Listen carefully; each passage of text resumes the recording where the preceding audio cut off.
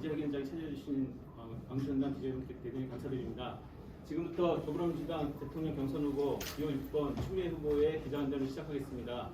순서는 추미애 후보의 모두 발언이 있겠고 이후에 기자분들의 질의응답과 자유스러운 질의응답으로 진행하도록 하겠습니다. 시간은 한 40분 정도 예상하고 있습니다.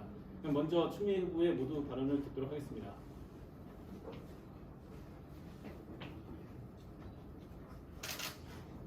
네, 말씀 올리겠습니다. 존경하는 국민 여러분, 광주 시민, 전남 구민 여러분, 지난 7월 첫 번째 지역 일정으로 광주를 선택했던 저 추미애 다시 광주에 왔습니다. 1차 슈퍼위크 결과 당당히 상위로 도약했습니다. 이렇게 두 자릿수의 지지율 보내주신 데 대해 진심으로 감사드립니다. 내년 대선 그리고 이번 경선 결국은 호남의 선택이 승패를 좌우합니다. 광주, 전남, 전북의 20만 권리당원의 표심이 어떤 선택을 하느냐에 따라 대한민국의 미래가 결정되게 되는 것입니다. 호남은 역대로 눈에 보이는 대세가 아니라 심장으로 보는 가치와 비전을 선택하셨습니다. 대한민국의 민생과 민주주의, 평화의 보루이자 방향타 역할을 해주셨습니다. 통합혁명과 촛불혁명을 잇는 5.18 광주 정신은 지금도 우리의 삶 곳곳에 흐르고 있습니다.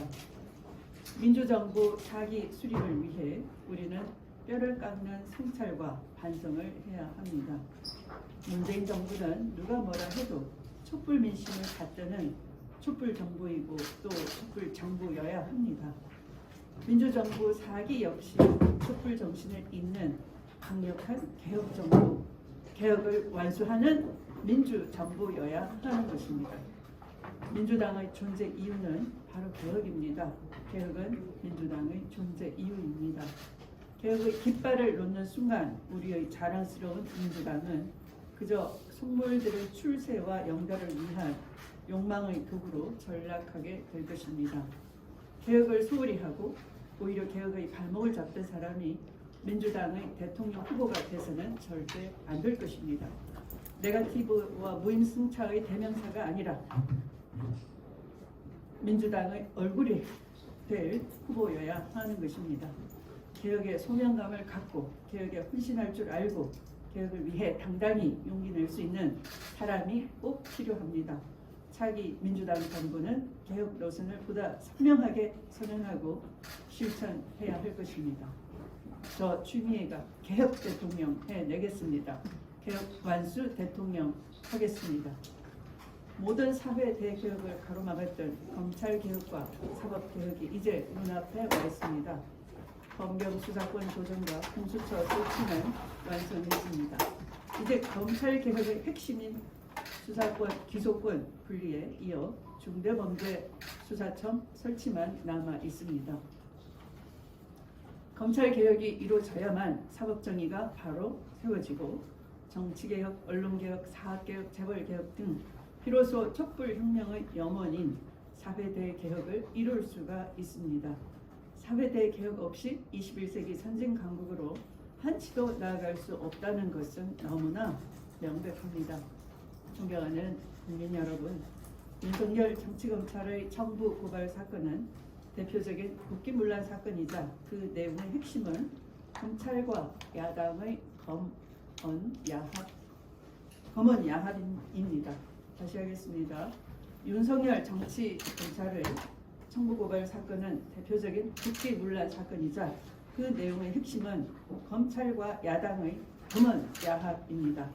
검찰이 보복성 고발장을 작성해서 야당에 전달하면 야당은 정치 공세와 검찰 수사를 촉구하고 언론은 이를 부풀려 개혁을 저지하고 가로막는 검, 언, 정 카르텔의 주거니 박근혜 정치 공작입니다. 윤석열은 자신이 저지른 일을 덮어버리고자 추미애 탓을 하고 박지원 탓을 합니다. 그마저도 먹히지 않자 국민의힘 내부 경쟁자를 향해 비난을 퍼붓고 있습니다. 제가 경고한 그대로 국민의힘은 정치검찰 윤석열을 입당시킨 후과를 단단히 치를 것입니다. 아무리 발부둥 쳐도 진실의 문은 이미 열려 있습니다. 문제는 이러한 사안의 본질을 제대로 알지도 꿰뚫어 보지도 못하는 사람들이 민주당 경선장에서 윤석열의 논리로 상대 후보를 공격하고 있다는 점입니다. 스스로 부끄러운 줄 알아야 할 것입니다. 저는 지난해 8월 검경 수사권 조정 등 외부 환경의 변화로 수사 기능의 조정을 목표로 검찰의 직제를 개편하고 인사를 단행한 바 있습니다. 대검의 수사정보정책관실을 대폭 축소하기로 하고 1정책관 2담당관 체제를 1담당관 체제로 확정했습니다. 당연히 인사도 교체해야 정상적인 거죠. 그런데 윤석열은 손준성의 유임을 강력히 요구했습니다. 법무부 장관인 제게도 강력한 요청을 해왔고 그게 먹히지 않자 제2, 제3의 인사를 통해 자신의 요구를 관철시키고자 했습니다. 손준석에 대해 직급을 강등시켜서라도 그 자리에 앉히려는 이유를 당시에는 납득하기가 어려웠습니다. 그런데 나중에 알고 보니 바로 판사 사찰 문건을 작성하던 곳이 수사정보정책관실이었던 것입니다. 그리고 이번에 드러난 청부 고발장이 작성된 곳으로 강력히 추정되는 인물이었습니다. 왜 윤석열이 그토록 손준성 검사를 싸고 돌았는지 확연해진 것입니다. 이를 두고 이제 와서 장관에게 책임을 묻는 이낙연 후보의 논리는 도저히 납득이 되지 않습니다. 다시 한번 강력히 유감을 전하며 사과를 촉구합니다. 손준성 검사의 유임을 강력히 원했던 윤석열, 그 윤석열의 요구를 저에게 강압하듯 전달했던 인사들에 대해서는 분명히 밝힐 날이 올 것입니다. 이를 두고 청와대가 직접 일개 검사의 유임을 요청했다는 식으로 왜곡해서는 안 될 것입니다. 존경하는 광주 전남 시민 여러분, 추미애가 가고자 하는 21세기형 선진국가 대한민국은 국가균형 발전 4.0 시대를 열어갈 것입니다. 추미애는 광주 전남을 국가균형 발전 4.0 시대의 전초기지로 만들어 내겠습니다. 그래서 첫째, 5.18 민주화 운동 정신을 헌법 전문에 싣는 개헌을 추진해 문재인 대통령의 약속을 완수하고 국가균형 발전의 역사적 줄기와 정신적 근간을 마련하겠습니다. 둘째, 87년 민주화 운동의 헌법적 성과인 헌법재판소를 민주화 운동의 성지인 광주에 유치하겠습니다. 그렇게 되면 아시아를 넘어 국제적으로 헌법 도시, 인권을 존중하는 인권 중심 도시가 될 것입니다. 행정 중심 도시 세종에 이어 헌법 중심 도시 광주는 바로 광주 시민의 자긍심이요, 광주의 역사요, 우리 민주주의의 보루임을 알리는 세계사적인 기록을 남기게 될 것입니다. 셋째, 광주, 나주, 목포 일대와 여수, 순천, 광양 일대를 잇는 호남형 메가시티를 구축하겠습니다. 넷째, 호남형 메가시티는 세계적 수준의 인공지능, 신재생에너지, 자율자동차, 우주산업 유증으로 명실상부한 4차 산업혁명의 전초 기지가 될 것입니다. 존경하는 광주 전남 당원 동지 여러분, 우리 민주당 다시 촛불로 돌아와야 합니다. 다시 평화로 돌아와야 합니다. 무늬만 민주당이 아니라 정신도 심장도 민주당이 되어야 합니다. 실망하고 돌아선 민주개혁 세력을 5월 광주 정신의 깃발 아래, 추미애의 깃발 아래 모이게 해야 합니다. 개혁 정치 복원 없는 중도 외연 확장은 허구입니다. 시대가 내린 개혁의 과제 앞에 주저하거나 비겁하게 돌아가거나 쉽게 타협하지 않아야 합니다. 5월 광주 정신과 촛불 정신은 하나입니다. 촛불 혁명의 정신을 다시 일으켜 세워 4대 대개혁의 소명을 끝내 이루어내야 합니다. 저 추미애 결단하고 용감하게 개혁의 관문을 하나씩 헤쳐 나가겠습니다. 정의, 공정, 법치, 추미애의 정보법으로 이루어내겠습니다. 경청해 주셔서 감사합니다. 네, 다음은 기자 여러분들과 자유로운 질의응답을 받도록 하겠습니다. 질문해 주실 때 간단히 본인 소개를 먼저 해주시면 감사드리겠습니다. 자유롭게 말씀을 나누시면 되겠습니다. CBS 조기성 기자입니다. 네. 그 윤석열 후보가 손주성 검사 의원을 강력히 요구했다고 얘기를 하셨는데 네. 윤석열 당시 총재는 직접 우리 당시 장관이었던 후보님께 직접 요청한 겁니다. 뭐 총장하고 직접 대화를 하지 않습니다. 네. 더군다나 윤석열 검찰총장은 장관의 부하가 아니다라는 사고를 갖고 있는 분이어서 당연히 우회를 하고 로비를 하고 뭐 그런 방법을 쓰죠. 네. 그래서 뭐 그걸 직접 했냐 안 했냐는 문제도 아니고요. 또 이건 그냥 보통 일개 검사의 유임 요청이 아니고요. 손준성 검사의 유임 요청. 그러니까 수사 정보를 쥐고 있는 그 눈과 귀 역할을 하는 비밀을 공유하고 있는 그 사람의 유임 요청이니까 대단히 심각하게 봐야 되는 거죠. 뭐 그걸 직접 했느냐, 뭐 누구를 시켜서 했느냐 이 문제는 아니고요. 그리고 이걸 이제 자꾸 손준성은 자기 사람이 아니다라고 새삼스럽게 윤 총장이 그러는 것은 이 문제를 자기 문제가 아니고 손준성의 불법 탈법의 문제다. 이렇게 문제의 본질을 바꾸려고 하는 프레임 전환 시도인 거죠. 그리고 또 제가 청와대를 끌어들였다 이렇게 비판을 하는 분들도 바로 그런 윤석열의 프레임 전환 시도에 말려드는 거예요. 그래서 제가 뭐 아까도 말씀드렸다시피 이 뭐 인사의 뭐 문제를 자꾸 얘기를 하지 않겠다는 겁니다. 이것은 윤석열의 난이다. 이 민주적으로 국민이 선출한 정부를 총선에 참패를 유도를 하고 그래서 민심 위반을 가져오는 선거 개입 정치 공작이다. 그것이 본질이다. 그것이 검찰 쿠데타의 하나다. 이렇게 말씀을 다시 드리겠습니다. 그 문제에 집중을 해야 된다는 것이죠. 거기에 빠져나갈 수 없다라는 거예요. 어떤 프레임을 걸더라도 손준성 가지고 자꾸 숨바꼭질 놀이를 하면서 있지도 않을 추미애 사단, 최강욱 라인 하다가 드디어는 박지원 게이트다 뭐 이렇게 몰고 가는데 거기에 넘어갈 이제 국민이 없죠. 이제는.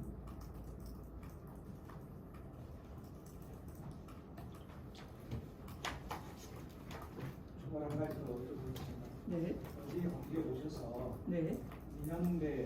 이명덕 의원 네. 지역위원회 사무실 방문하셨잖아요. 네. 공교롭게도 두 의원이 네. 이재명 후보 캠프에서 활동하고 있는 의원입니다. 네. 그래서 혹시 그두 의원의 사무실을 방문한 것이 네. 이른바 추명연대 또는 명추연대의 하나의 증거 아니냐 이런 이야기가 어떻게 생각됩니까?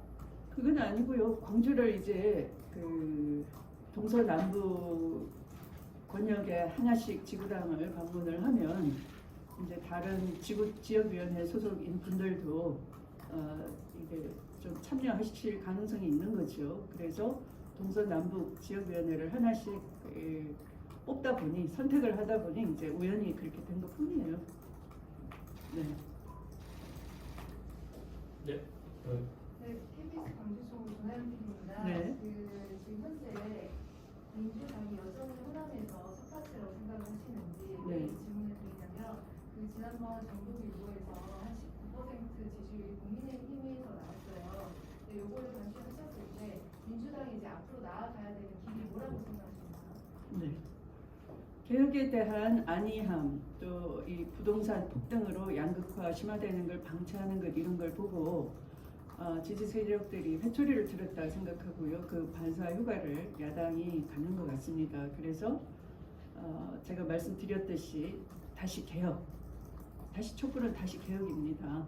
개혁에 매진하고 그런 양극화를 해소하는 비전과 대책을 내놓고 정치의 효능감을 보이는 것 이런 것이 정말 목전에 검찰개혁 다다랐는데 거기서 입법 발의 사실은 검찰개혁의 핵심은 수사 기소 분리 분권이거든요. 강고한 검찰 권력을 뭐 검경 수사권 조정이나 공소장 설치 이거 다 좋지만 뭐 그게 잘못됐다는 게 아니라 그것도 대단히 의미 있는 것이지만 그 핵심은 분권이에요. 분권의 원리가 작동되게끔 조직을 만들어 놓으면 윤석열 같은 사람이 또다시 나타날 수가 있어요. 그 분권을 하지 않으면. 그런데 검찰 권력이 민주주의의 하나의 도전을 하고 무너뜨릴 수 있는 위기를 지금 목도를 하잖아요. 그럼 빠르게 수사기소 분리 법안을 발의를 할 수 있는 의석도 갖고 있고 의지도 있어 보이는데 그걸 안 하니까 사람들이 자꾸 뭔가 있나 보다. 검찰에 야합하고 비비고 불정하는 뭔가 보이지 않는 이유가 있나 보다. 이렇게 생각하겠죠. 그러니까 신뢰를 안 하는 거지요. 그래서 개혁은 함으로써 신뢰를 보이는 것이고 정치 후능감을 보여서 지지자들로 하여금 자부심을 가지게 하고 또 정치에 무관심했던 분들도 정치가 이제 내가 민생이 어려운데 그 민생 문제 해결할 수 있는 힘을 가지고 있구나, 의지가 있구나. 검찰개혁과 민생은 결부되어 있는 거죠. 우리가 거대한 경제사범 빨리 잡아야지만 범죄 수익이 환수가 되고 제2의 피해를 막을 수 있는 건데 그걸 자꾸 정치검찰이 정치사건처럼 만들어버리는 사이에 그 주범은 해외로 도망가서 범죄 수익 환수도 안 되게 해버리는 게 오늘의 검찰이에요. 이 황당한 사태를 보면서 결국은 추미애가 옳았다. 개혁이 곧 민생이다를 이해를 하셨던 거죠.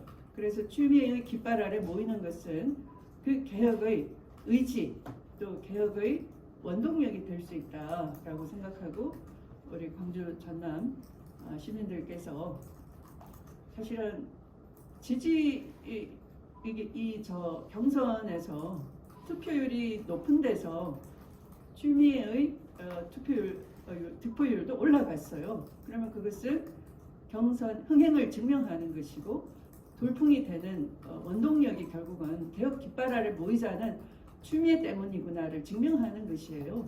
그래서 많이 좀 광주 전남 우리 권리당원 시민 유권자 여러분들께서 돌풍을 좀 만들어 주시기 바랍니다. 연합뉴스 정신입니다. 네. 어제 이념배 의원이나 이념도 의원 방문하신 것에 대해서는 우연이라고 말씀하셨는데요. 오늘 기자회견을 보면 여론조사 책임을 지는 건 민주당 일부에 대해서는 안 된다. 이낙연 후보의 논의 보도 납득이 되지 않는다. 이렇게 특정 후보를 겨냥하는 것이나 발언을 하셨는데요. 특히 여기에서 민주당 의견이 되지 않는다. 혹시 누구 특정 후보를 겨냥해서 말씀하신 겁니까? 네, 그게 특정이 돼 있지 않습니까? 제가 사과 초구하고 했으니까 짐작하시잖아요. 또 MBC 100분 토론도 보셨을 것이고, 네. 아니 그 토론을 말고 그 위에 보면 앞부분을 보면 네. 개혁을 소홀히 하고 오히려 잘못 잡던 사람이 민주당에 되서는 안 된다. 네. 내각기관 무책임을 지면서 민주당에 되서는 안 된다. 그래서 이 후보는 누구나 특정한 특성을 아니 짐작하는 그분인 것 같은데요. 제가 굳이 말씀을 안 드려도. 호남에서 지금 굉장히 좀 치열하게 이제 호남 경선 치열하게 하고 계신데 네. 3위가 올라서셨는데 호남 경선과 호남 경선 본인과 다른 분 어떻게 경선 흘러갈 거 같으십니까? 잘 안 들려요. 그냥. 호남 경선에서 네. 지금 호남 경선 앞두고 계신데 호남 경선에서 본인과 어떻게 흘러갈 것 같으신지 그리고 이후에 결선이 호남 경선에서 본인과 그 다음에 간단히 말씀드리자면 민주당 경선이 앞으로 호남부터 어떻게 흘러갈 것 같은 전망은 어떻게 보십니까? 민주당 경선의 전망. 네. 저야 후보니까 겸손한 말씀을 드릴 수밖에 없지만 지금 막 말씀드린 것처럼 호남은 우리 정치의 방향타를 가늠하는 거잖아요. 지금 왜 특정 후보만 겨냥하느냐 하는데요. 그것은 그 특정 후보가 윤석열의 논리로 검찰개혁 할 수 있을 때 하지도 않으면서 또 개혁을 진두지휘했던 장관을 제가 강도를 잡아놨어요. 그러면 이 강도가 초범인지 여러 범죄를 저질렀는지 피해가 얼마인지 이런 걸 캐물어야 되는데 그 강도는 누가 나왔어요? 이런 식이잖아요. 지금 하시는 말씀이. 그래서 이 윤석열식으로 물타기하고 프레임 전환하는데 같이 공조를 하니까 정말 그분은 민주당 후보인지 궁금하고요. 또 하나 이재명 후보의 경우에는 몰빵론을 주장하면서 결선 없이 가야 된다 이런 터무니없는 주장을 하시더라고요. 이건 굉장히 그 표심을 뭐라고 할까요? 좀 기고만장하다고 할까요? 이것은 가만히 보면 결선에 대한 공포감이 있으신 것 같아요. 결선 투표 제도를 도입한 것은 이 원팀으로 가는 하나의 과정이고요. 그 검증을 다 거친 후보가 결국 본선 경쟁력이 있다 하는 것이고, 제기되는 문제에 대해서는 저처럼 당당하게 성실하게 겸손하게 임하면 되는 거예요. 그러니까 문제 제기하는 후보의 문제가 아니라 그 심판자는 국민이니까 국민이 다 평가하고 판단할 거 아닙니까? 그러면 결선 없이 가게끔 몰빵을 해달라 이게 아니고, 앞으로 남은 경선 TV 토론이나 또는 이 연설 무대나 이런 기회 때마다 자기의 비전을 알리고 함으로써 그 경쟁력을, 본선 경쟁력을 증명해가는 과정이에요. 이 안만 보면 안 되는 것이고, 그래서 그냥 결선 없이 그냥 갑시다 하는 것은 결선 공포증이다. 저는 이렇게 좀 되묻고 싶어요. 왜 결선 공포증이 있는지, 뭐 때문인지. 네.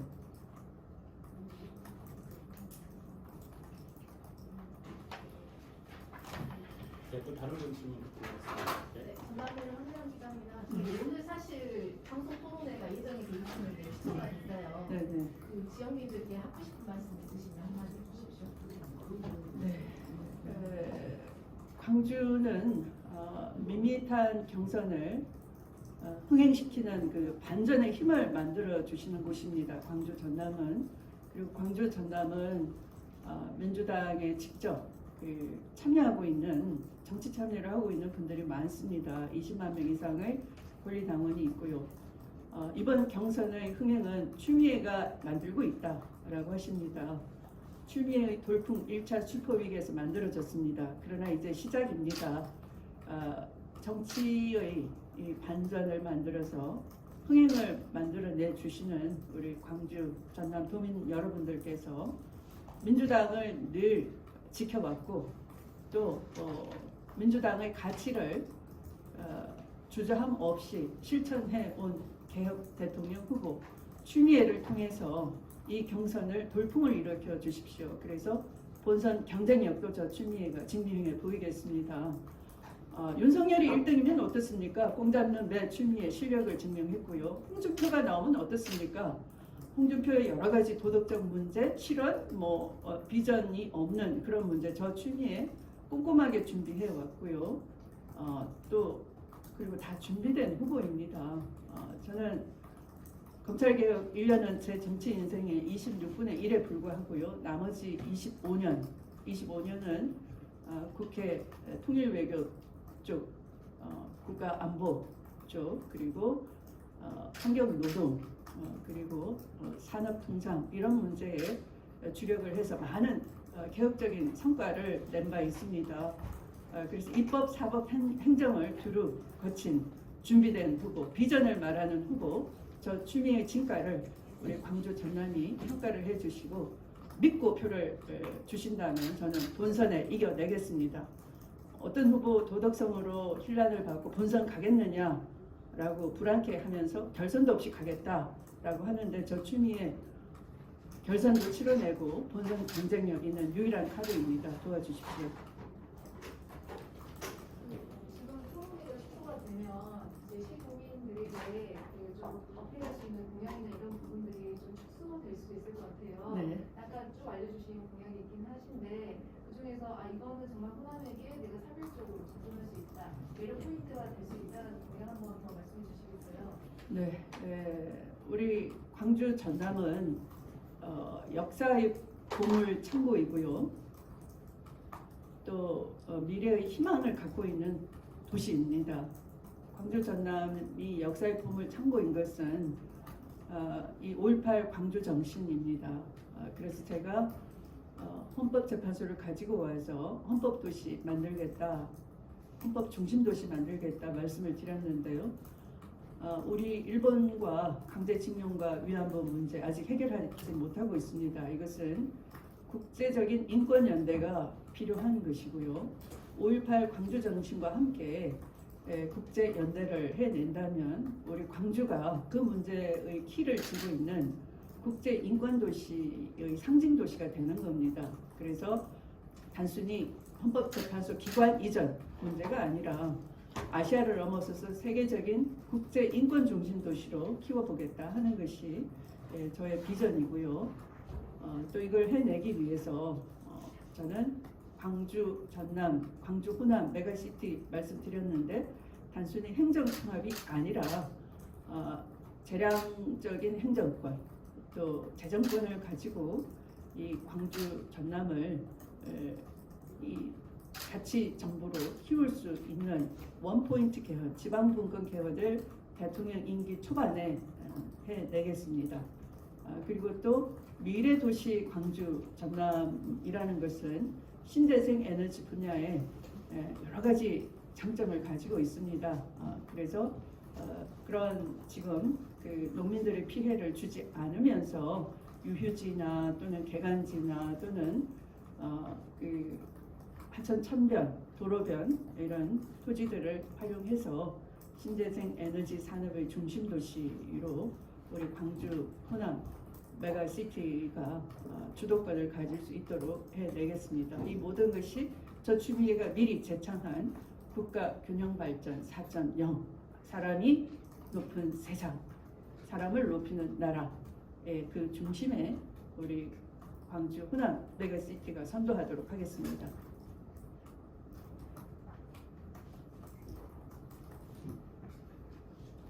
네, 더 이상 질문이 없으시면 이걸로 기자회견을 마치도록 하겠습니다. 감사합니다. 네, 오늘 TV 토론이 아닌 게 아니라 우산에 대해서 너무 아쉽네요. 네.